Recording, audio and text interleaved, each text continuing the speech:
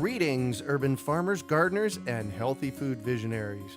Farmer Greg here, and welcome to the 335th episode of the Urban Farm Podcast, where every day we work together to educate and inspire you to become part of your food revolution. The Urban Farm Podcast is sponsored by healthiq.com. As I get older, I am finding that leaving a legacy is becoming more important. And a big part of that is making sure my loved ones are financially sound when I depart. One way to do that is through life insurance. HealthIQ is a life insurance agency that helps runners, cyclists, yogis, vegetarians, urban farmers, and other health-conscious people get lower rates on their life insurance. Visit healthiq.com/urban farm to support our show and see if you qualify. Today on our podcast, we have someone who supports all his local farmers. We're talking with Bill Bezuk about urban farming in Eugene, Oregon. Bill opened his store, the Eugene Backyard Farmer, in April 2010. There were already several traditional feed stores in his area, yet he felt they did not understand the unique needs of the urban farmer. With that in mind, Bill created what he calls a boutique urban farming supply store and has seen significant growth since opening. The Eugene Backyard Farmer helps people convert their backyard into a more sustainable and thriving place, with supplies for small-scale flocks, plus gardening and pollination items, as well as chicks, custom feeds, garden plants, soil amendments, and beehives. Through his store, Bill shares knowledge and experience and hopes to continue to be the center of the urban farming community in Eugene. Welcome to the show today, Bill. Are you ready to rock? I sure am, Greg. Sweet. So I shared a bit about you. Can you fill in the blanks for us and share more about the path you took to get where you're at today? I sure can, Greg. While my store has been open for 8 years, before opening the store, I worked in various retail environments around the country, the last one being a major book chain store here in Eugene, Oregon. I realized after about 25 years of working in retail, corporate retail specifically, it just wasn't for me, and I felt like I need to go out and set my own path. Right. It was around the holiday seasons when I'm working in the bookstore, and it happened like 3 or 4 customers in a row coming up to me looking for books on chickens. What nice. is going on with There's got to be a trend going on here. So I researched and I looked into what was at that point a trend or a fad in backyard chicken keeping, and I realized that this is a potential business move. It also so happens that urban farming in general has been sort of a life passion of mine, starting as a very young child in gardening. So I've always been an avid gardener, but to see that gardeners were taking this whole step of growing your own food in the next step, I found extremely exciting. Wow, how cool is that? So I actually want to come up and see what you're up to. This sounds like an epic project you've got. But if I walk in the front door of your place, actually, let's step back. I drive up to the space. What am I seeing? I'll even take you back to about 9 years ago when I looked at this space. This was my store was a former auto repair company. It had 4 bays, jacked lifts, and it had been abandoned for about 3 years. As a result, the transient population was hopping over the fence and was turning this into a de facto camp for sleepover. So it was pretty scary. And I contacted the landlord. He really at that point only wanted to sell the business, but then he was getting a lot of heat from the city regarding the huge mess that was involved in this place. So he happily rented this place. So he brought in a bunch of 30-yard dumpsters, filled it up with about 3 or 4 loads of garbage, cleared the area out, and then we turned this into an urban farming supply store. And when I say urban, I mean urban. I'm in the northwest corner of downtown Eugene, but we're on the fringes of downtown, practically under the Washington Jefferson I-105 bridge. So it truly is an urban environment. Wow. All right, cool. So I drive up. What do I see? The first thing you're going to see is our chicken coop. At the Eugene Backyard Farmer, we don't want to just sell chicken supplies, gardening supplies, composting supplies, and bee supplies. We want to display them as well. So when you park in our parking lot, the first thing you're going to look at is a fenced-in area where I keep, at this point, my chickens and my ducks. And that's a rotating cast of characters. Chickens and ducks come and go depending on my whims and desires. And we do this so that when people ask me, can you raise chickens in the city? I point over the fence and say, well, there's 5 chickens for you doing just fine. Or can chickens and ducks cohabitate? And we look over the fence and say, well, there you go. Wow. And then, of course, as you're walking toward my store, you're seeing how we had taken out all the laurels and standard landscaping and converted everything to raised beds. So I have raised beds featuring different garden aspects. So obviously during the summer, I'm focusing on my tomatoes and peppers and things like that. Right. And we also try to garden year-round, again, to inspire people to really take advantage of every square inch of property that they have. Mm-hmm. Awesome. All right. Then, of course, when you come into the store, the first thing you're probably going to be met with is our shop cats, Sonia and Sophie. Shop cats came from a friend of ours. They were barn rescue cats. Mm-hmm. And I know that if you're running a feed store, you're going to have mice and rodents. So I felt it was very important to bring some shop cats in. It was a difficult decision to make. As much as I love cats, I know this is also a business, and I know that there were probably people out there that would be allergic to cats and as a result might not visit my store. But I got really lucky with shop cats, and they're incredibly generous. They go out and greet everybody, say hello, escort people into the store, and then they lounge around the store all day in various hiding spots. And honestly, people come in almost on a daily basis just to find the shop cats. Oh, nice. If you have chickens, there's a good chance you're going to have some vermin as well. So you might want to, if you have an urban area that you're growing chickens and ducks at, it's a good idea to have a feral out back or two. I know we do here at the urban farm. Exactly. And of course, they've been fixed and they have their ears clipped, but they're really good. We have about a 25,000 square foot property and they've never left the property. So they're pretty much homebound. They go outside whenever they want and they come inside and sleep whenever they want. I definitely have mice and they do a great job of keeping the mice. Mm-hmm. They only like to eat the mouse heads. And so I, of course, take the rest of the mouse and toss it over into the chicken yard. Oh, yes. Some people are aghast to hear this, but chickens are indeed omnivores. Yes, they are. They look like little dinosaurs out there eating their mice. Yeah. I've actually seen a chicken take out a mouse before. I've actually had to pull a mouse out of a chicken because I thought she was going to choke on it. She was trying to swallow it whole. Oh my gosh. Well, there you go. There you go. Cool. So what are the kinds of things that you sell? You've mentioned a few of them, but what are the kinds of things that you sell? First of all, we sell chicken food. Our biggest seller is a custom produced, made exclusively for the Eugene Backyard Farmer in a mill just north of us in Brownsville, Oregon. Started out as a slow seller, and it's become the city favorite, and we sell at least 2 tons of it a week. Wow. So we sell primarily chicken feed. Uh-huh. Again, we're an urban farming supply store just trying to focus on the city aspect of things. And if you go to a traditional feed store, it's, you're buying 40 and 50 pounds of chicken feed at a time is not a problem. But for a lot of people, they just have 2 or 3 chickens, in which case buying a 40 or 50 pound bag of feed it's not a good move. It's just going to sit around in the garage. It's going to get stale. Right. Mice might move into it. So we sell a lot of our feeds as well as scratches and amendments by the pound. So you're not stuck with a 50-pound bag of oyster shell. Oh, wow. That's an excellent idea. So you've actually really you're catering to the small backyard farmer.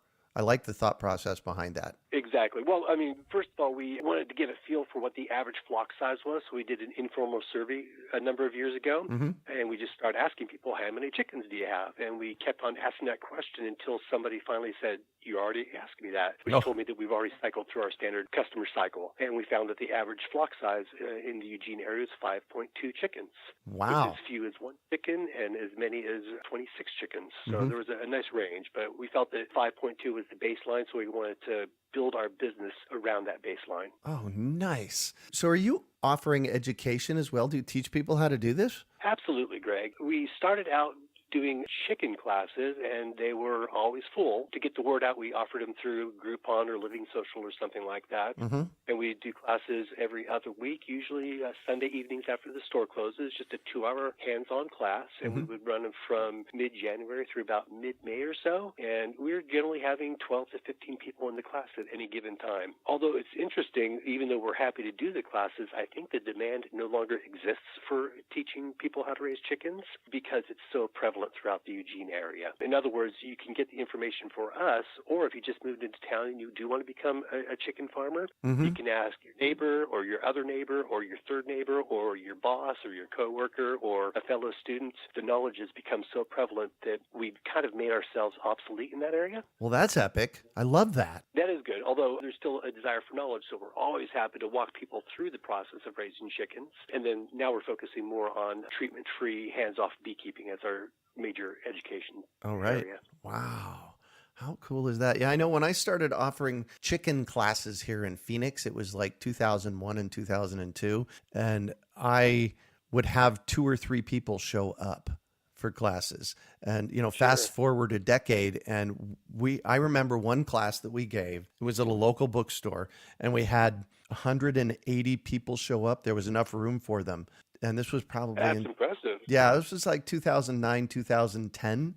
And now there are dozens of organizations and people here in the Phoenix metropolitan area that give chicken classes. So, yeah, as far as I'm concerned, the more the better. I agree. And, while I am a store and therefore my job is to be a successful business, education of our customers is a critical aspect of what we do. So sometimes we get really busy and we can't answer everybody's question on the spot, but we always make sure to carve out all that extra time so that we're really interested in getting people all the information they need, because we want to make sure that when they have that first chicken raising experience, it's a positive experience for them, because we want them to come back next year and say, wow, I love those basic breeds you sold me. I want to try some more rare and heirloom breeds.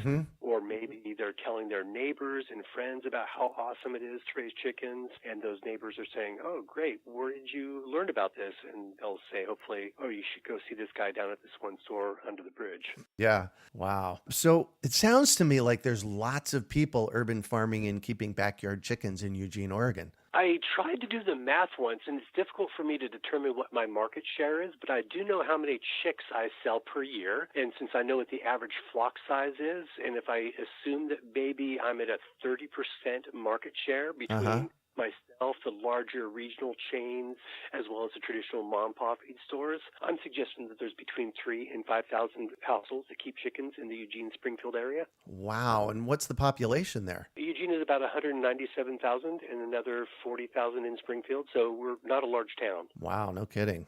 No kidding. And so is there such thing as an average customer? To a certain degree, there is. Eugene is not necessarily the most diverse place in the world, but it does seem like we do have a diverse customer base.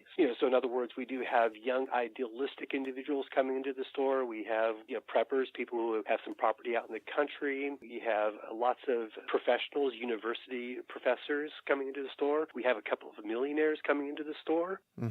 But I think our average customer is usually a younger family, usually a husband, wife, who has a couple of children. They own their own home, reasonably educated. I guess your typical suburban family would be our typical customer. Yeah. It's not unusual to go out into our parking lot and see beat up 72 Ford F-150 next to a Mercedes-Benz. Wow. There definitely is that diversity there in terms of who does this. Gotta love it, man. That is so sweet. So I'm going to throw a curveball at you. I want you to think over the past 8 years, and there has to be at least one of those customers that came in and they shared a story with you, or you came to understand their story and it just moved you. And you said to yourself, man, this is why I'm doing what I'm doing. Have you got one of those for me? I do. I think the best thing about this job is seeing a young couple coming into the store, and maybe the woman is pregnant, and then they come back 9 months later and there's a infant in their arms, and then they're coming in another year and they're getting baby chicks. And I remember this one customer family, they had their first child, and he was American, she was a Parisian, and they were bilingual, but they're also teaching their children or their child how to speak a sign language. Wow. And her very first sentence in sign language is, I feed the chickens. Oh. And it was adorable to come in, and she would explain to me how she fed the chickens. What, at the age of 5 or 6? Exactly. So, wow. Watching the development of the families and how they're still embracing urban farming, it's pretty inspiring. Yeah. Wow. That's epic. That is cool. So as you kind of look over the landscape of Eugene and the future, moving into the next 5 or 10 years, what do you see? We have mentioned how prevalent urban farming is in Eugene, and actually we're starting to get our first amount of pushback from some of the community. For some reason, the rat population has taken a spike over the last few months, specifically in one part of town where the urban farming is concentrated. A lot of people keep chickens, and as a result, a lot of people are pointing to both chickens and open compost containers as the source of our spike in rat populations. So we're definitely working on the PR side of things there to explain that while it could be that the chickens are contributing to a rodent issue, it's probably a combination of a number of factors, including an aged sewer system, changes in climates, increase in development, a number of things. Yeah. But then again, we go back to how important it is for our store to provide education. Right. So we're using this as an opportunity to teach people not just how to urban farm and keep chickens, but how to do so responsibly. So we're encouraging our chicken keepers that when they go out to the coop every night to close up the coop, which they're doing anyway, right? Right. Just take the food and put it into a sealed, galvanized container so that the rodents don't pick it up at night. Right. Again, it's very common for us to toss all of our garden scraps and our kitchen scraps out into the chicken run, but what they don't eat at the end of the day needs to be collected and needs to be put into a compost bin, and the compost bin needs to be turned because we need to remove both the habitat for the rodents as well as the food for the rodents. So I think that's one of the biggest challenges. So I want to just kind of throw this out there. Interesting you should say that at this particular moment, because over the past few months for us here in the Phoenix area, the rat population has exploded as well. And I'm kind of sitting back and watching. I did recently talk with the urban wildlife person from the Arizona Game and Fish Department. And he said that a lot of the urban wildlife is growing more rapidly because of the way it's being managed, interestingly enough. So yeah, in addition to, obviously there's always been rats and opossums and raccoons in Eugene, but there's also a very vibrant wild turkey population. Oh my gosh. They're just all over the place. Quite literally, in the heart of downtown, you have turkeys just strolling up and down the sidewalks. Oh my gosh. I think to suggest that what is happening in your area in Arizona is happening in Oregon as well. Yeah. And I think that's less of a function of we have chickens, and more of a function of, the environment's changing for these animals. Because just in the past year, we're 3-4 miles north of downtown in a densely urban area. We've had raccoons, bobcats, coyotes, and foxes just in the past 6 months in my neighborhood. So, I think it's a sign of the times. Yes, it's interesting. Yeah. And obviously, we in town, we look at the turkeys and they're for the most part delightful. But we have a different reaction toward rats. And I think that's understandable. Yeah. So I hear you opened a chicken hotel. Tell us about it. Yeah, the chicken hotel is called The Nesting Place, a luxury hotel for chickens. And the thing about urban farmers is they oftentimes do things like take a vacation. Yeah. And of course, the best thing to do when you go on vacation is have a neighbor kid come over and watch your chickens. It's great for the chickens. It's great for the neighbor kid. Everybody's happy. But it doesn't always work like that. So we built 3 private chicken suites here at the store. Wow. You bring your chickens in. We have immaculate living conditions for them. They each get a private run. We feed them feed and water, and we lock them up at night. We collect the eggs, and we make sure the eggs are donated to a local nonprofit. And it's not cheap by any means, because again, in terms of biosecurity, it's much better if a neighbor kid watches your chickens for at home.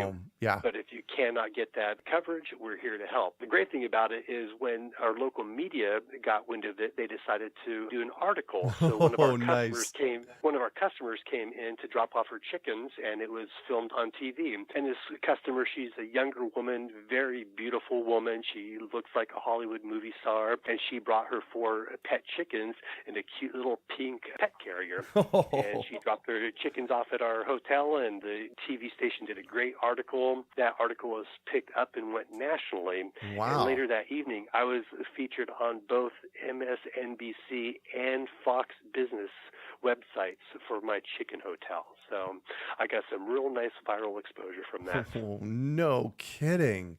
Congratulations on that. It's fun, and it's, we generally charge $2 per chicken per night for the standard service. It includes fresh food, fresh water, picking up, and an immaculate cleaning when they're done. Mm-hmm. Then we also offer the luxury service, which includes turn-down service, which usually is a handful of mealworms before they go to bed. So it's a pretty fun deal for them. Well, and you mentioned that it wasn't cheap, but as far as I can tell, $2 a night per chicken, that's pretty cheap. But when you have a family who's bringing in their 4 chickens and they're going to France for 4 months, that adds up pretty fast. Oh, well, there you go. Awesome. Well, thanks for sharing that. Thank you. So I'm going to shift on you, and I'd like for you to talk about a time you failed, how you overcame that failure, and what you might have learned from it. First of all, as a business person, I kind of pride myself on failing in some aspect every day. That's how we learn, right? Running a business means making mistakes. But in terms of the overall urban farming aspect of things, I think my biggest failure was trying to gain critical knowledge through the internet and specifically YouTube. And I know that some of your listeners may be offended by this, but I also know that many urban farmers, myself included, often take the next step of raising chickens for egg production. And I took that to raising chickens for meat production. And I wanted to learn how to properly butcher a chicken, so I learned it from YouTube. And then I went out with my internet knowledge, and I felt that it just was not done in a manner that was, I guess, quote unquote, respectful to the animal. It was not as efficient. It was not as clean as it should have been. And I felt really bad about it. Because I feel that if I'm going to eat meat, I want to know the whole process, and I just did it in a way that it did not feel right. A couple months later, Oregon State University was offering a butchering class at a local farm. Wow. This local farm actually had a large MPU, a mobile processing unit. It was a 53-foot trailer that was converted to a butchering center. And myself, along with about 12 or so other people, we went out there, we talked about the process, we watched the process, and then we did the process. And then we did the process some more. And so once I had that knowledge, I started doing the processing of chickens on a more regular basis. And then once I felt like I really had that knowledge, I then offered those classes at my store. I was very sensitive to offer the classes before my store opened. And I wanted to limit access because, again, it can be a sensitive subject for many people. Absolutely. I probably taught 3 or 4 classes, and each time we had at least a dozen people. My goal was that they wouldn't make the mistake that I made in the first place. If you're going to learn how to process your own chicken, these are the steps you need to take to do it properly. Yeah, there is a lot of education data on YouTube and other places, but we have to make sure that it is good, proper, and really in integrity with who we are. It sounds to me like that wasn't the case for you. Exactly. And maybe I just didn't scroll down far enough on YouTube to find the one tutorial that would have worked for me. But again, if you're talking about something like that, you need to touch, you need to feel, and you need to do it right. Yeah, exactly. Well, about 8 years ago, I wasn't a vegetarian then. I mostly am a vegetarian now. Most always, let me put it that way. And so I decided I was going to actually raise some chickens in the backyard, some meat birds, and I went through that process. And that is actually what sent me down the road of being much more vegetarian, because I now know the process that it takes to, go from a chick to plate. What was that like for you? It was humbling. It was, I still think about that first chicken that I butchered and how I prolonged its death. And it's embarrassing and it's humiliating. And, I throw my thoughts out into the universe for my apologies. It was just wrong. And as a result, my chicken consumption has dropped dramatically, as has my pork and my beef consumption. And I see myself moving in the direction where I don't eat pork and beef anymore because of that same reason. I'm not sure if I have it in me to process an animal like that. I don't think it's the same as saying, well, I'll just buy my locally produced grass-fed beef and call it a hamburger. I see myself kind of going in the direction that it sounds like you've already gone, Greg. Yeah. Well, and we have to remember, this is for you and for all of our listeners, we do the best that we can with the data that we have at the time, and then we have to just forgive ourselves and move on. I agree. Yeah. So what do you consider your biggest success When I first opened the Eugene Backyard Farmer, the city of Eugene had some pretty strict regulations in terms of what kind of urban farming can do. Specifically, you could only have up to 2 chickens in your backyard, and there was also a real estate requirement. So I gathered stakeholders and members of the community together. We presented our concerns to the city council, and the people speaking at city council ranged from the young, cute children bringing their Polish chickens in, for an example, to a prominent University of Oregon law professor, to members of the business community, all presenting the facts of this is what's happening with urban farming in the city, and the regulations do not reflect reality. So as a result, on the spot, the Eugene City Council chose to suspend enforcement of the regulations of chicken keeping while they drafted new regulations. It took them about a year of writing new regulations. They did their due diligence, spoke with all stakeholders involved, myself included, spoke with different cities and municipalities around the country. And after about a year, they crafted a new set of regulations that are most generous and supporting of urban farming. So at this point in the city of Eugene, you could keep up to 6 poultry over 6 months, and then up to 6 poultry under 6 months old. So it allows you to either raise meat birds or to cycle out and switch your flocks. You can have up to 2 miniature goats. You can have up to 2 beehives with very small easements. And you can also have a miniature pig if you wish. Wow. So I have to tell you, my listeners know this. I'm always looking for epic.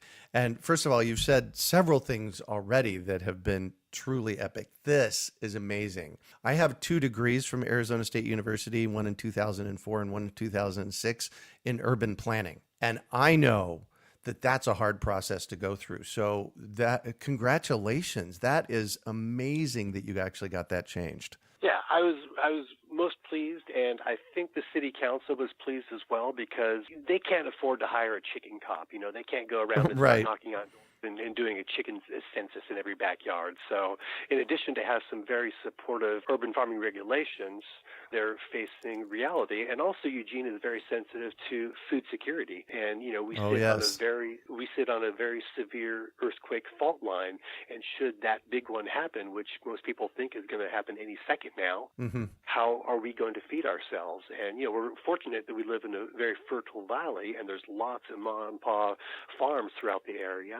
But the fact that we can also feed our own selves in our own backyard provides a great deal in terms of food security for the community. Yeah. So what drives you?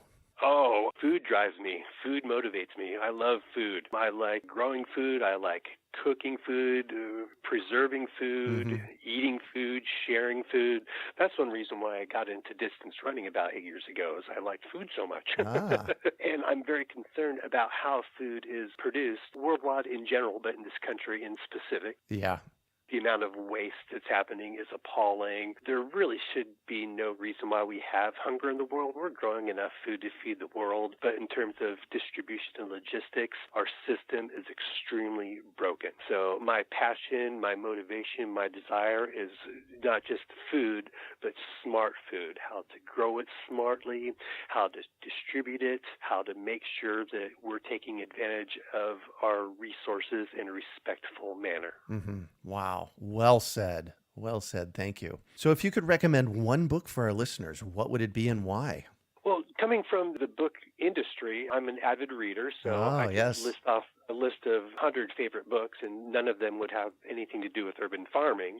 But if we were to stay on the subject of urban farming, I think my favorite is Your Farm in the City. It's a title by Lisa Taylor. It's a good book because it doesn't overwhelm urban farmers with a lot of information. And also toward the back of the book, it takes a typical suburban landscape with different, I guess, plots of land where the sun would be different, and then it breaks out what this property would look like in year 1, year 2, year 3, year 4, and year 5. Oh, nice. Look at your house and say, hey, my house looks a lot like this, and this is what I can do from year to year to year to year. So I think, you know, urban farming can be very intimidating, and this book does a good job of taking away the mystique behind it. Perfect. So how about a non-urban farming book, given your background? So again, if I were to think about my favorite books, there's a list of 20. I think my most recent favorite book would be The Good Rain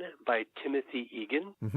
Timothy Egan was Northwest correspondent to the New York Times. Oh, wow. And he wrote a wonderful essay in this book about Fred Beckey, who is a legendary mountain climber who had died recently. Mm-hmm. So I've been thinking a lot about that book and Fred Beckey for the last couple of weeks. And what my favorite book is that title is changing on a regular basis. But at this point in time, it's The Good Rain by Timothy Egan. Perfect. Thank you for that. So what one final piece of advice do you have for our listeners? If you are interested in pursuing urban farming, remember that you want to do so responsibly. In other words, if you're going to get chickens, just don't expect them to run around your backyard. You've got to have a coop to put them away at night. Otherwise, they're going to be eaten by raccoons. And if you want to get into urban farming, don't be intimidated by it and take it with small steps. Mm-hmm. And I guess that speaks back to why I like the book Your Farm in the City by Lisa Taylor, is it breaks it down in 1-year cycles over 5 years. Yeah. So in other words, people come to Eugene, they buy a house, it's like, great, I'm going to rip out the backyard, and next year I'm going to have an urban farm. And then they become so intimidated and overwhelmed that they just aren't able to get any traction. Mm-hmm. So start with some garden beds, find out what your soil is like, find out what your sun and your irrigation needs are like, and then as you get more established there, obviously start your composting, increase your garden beds, then get your chickens, then add your fruit trees and your nut trees, ideally a beehive or some kind of a pollination system. So give yourself plenty of time to become an expert. Don't become overwhelmed, because then your urban farming experiment is just going to be a flash in the pan. Yeah. I tell people, pick 1 or 2 things, do that, get good at it, be successful, and then start adding. And of course, don't be afraid to make mistakes. That's a big one. That is a big one, because we are going to do that, but that's where we learn at. Well, thank you so much for joining us on the show today, Bill. Thanks for having me. I had a wonderful time, Greg. Absolutely. So how can our listeners get a hold of you? We, of course, have a website, which is EugeneBackyardFarmer.com, all one word. If you Google us, we take up the first 10 or so pages of Google, so we've had a good amount of press coverage. Nice. And, of course, on our website, that does link to our various social media outlets, which includes Facebook, Twitter, Instagram, and Pinterest. So we're pretty easy to get a hold of. Perfect. Of course, if you need to send us an email, we're happy to hear from you as well. info at EugeneBackyardFarmer.com. Perfect. You can also find show notes from today's podcast at urbanfarm.org/Eugene Backyard Farmer. We are your urban farming resource. You can find our podcast on iTunes, Google Play, Stitcher, and iHeartRadio. Also visit urbanfarm.org to find articles, podcasts, webinars, courses, and more. Well, that's it for today. Thanks for joining us on the Urban Farm Podcast. The Urban Farm Podcast is sponsored by healthiq.com. A decade and a half ago, I took on a very interesting personal goal: to run the Arizona Rock and Roll Half Marathon from the first running in 2004 until I was the only one that had run them all. They call us legacy runners. Since then, my times have slowed down a bit, but my commitment is stronger than ever. In fact, I just ran my 15th year in a row, and interestingly, there are less than 100 of us legacy runners left. Wouldn't it be cool if a life insurance agency rewarded me for that health-minded achievement? Well, I found one that will. Health IQ uses an exclusive qualifying process that helps health-conscious people like runners, cyclists, yogis, and vegetarians get lower rates on their life insurance. And if you have records like race results or those cool reports we get from the apps logging our efforts, Health IQ takes this into consideration to get you even more savings. Visit healthiq.com/urban farm to support our show and see if you qualify.